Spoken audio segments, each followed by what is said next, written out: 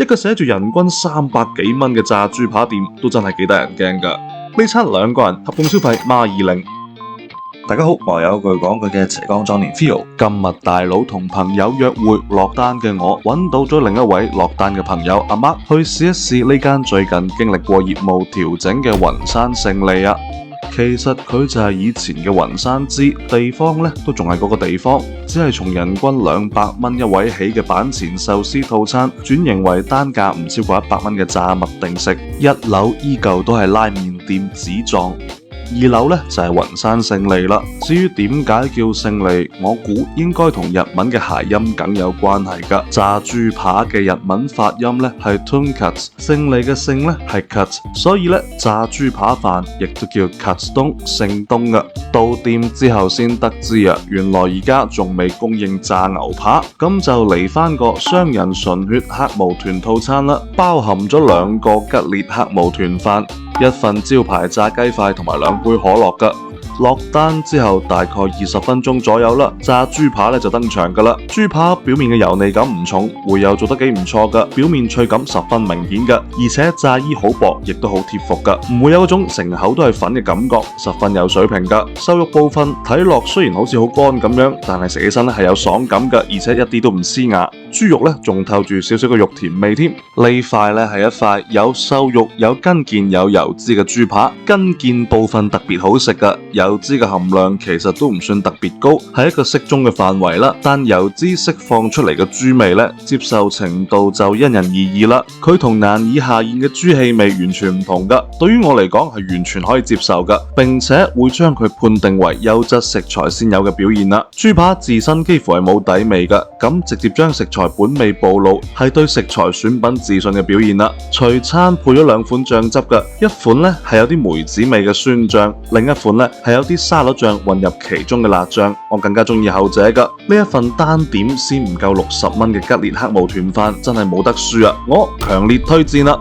至於套餐入邊嘅炸雞塊、炸豬扒相比呢，就相對平庸咗少少啦。喺我印象當中，雲山嘅天婦羅功力呢都仲係比較深厚嘅。詳情呢可以查閱我過往嘅視頻，所以呢我哋仲特登點咗天婦羅車蝦。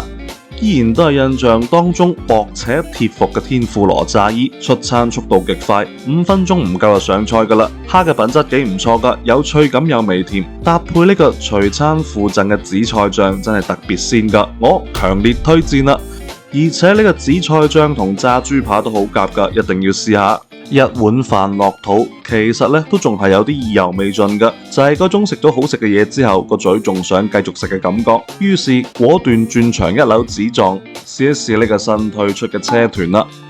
其實早喺呢個子狀啱開業冇幾耐，我就嚟過㗎啦。當時俾我嘅感覺係湯底偏薄，並冇太擊中我㗎。今次嘅湯底係肉眼可見入邊結咗唔少㗎，味道都濃厚咗㗎。車團嘅湯底應該就係喺豚骨原湯基礎上加蝦油，蝦油嘅香氣並唔算好炸裂㗎。更加吸引我嘅呢係呢一隻貼滿咗櫻花蝦嘅炸車蝦，呢個炸工真係非常可以啊！櫻花蝦非常香脆，蝦味呢都幾濃㗎，係不折不扣嘅點睛之筆。叉燒呢都比上次好食咗唔少㗎，表面呢一圈焦化層提供咗別出心裁嘅煙火氣，好啱我口味㗎。呢餐2個人合共消費孖20。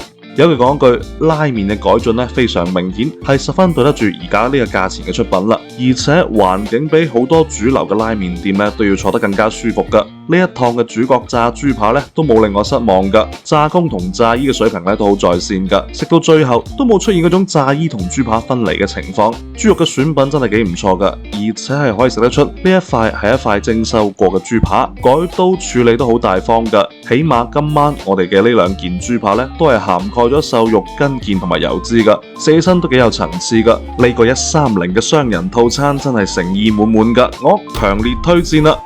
就係可惜，可能先啱啱轉型冇幾耐啦，可能仲未有咁多人知道。今晚嘅上座率就有啲低㗎，畢竟評分網站上面嘅佢都仲係繼承住之前雲山之嘅人均，一個寫住人均300幾蚊嘅炸豬扒店都真係幾得人驚㗎。全新欄目 Theo 飯局，歡迎新老朋友帶住自己強烈推薦嘅餐廳入群睇報啊！ Theo 飯局自願自費，歡迎大家踴躍參與，繼續同我一齊飲飲食食，人生積極，好嗎？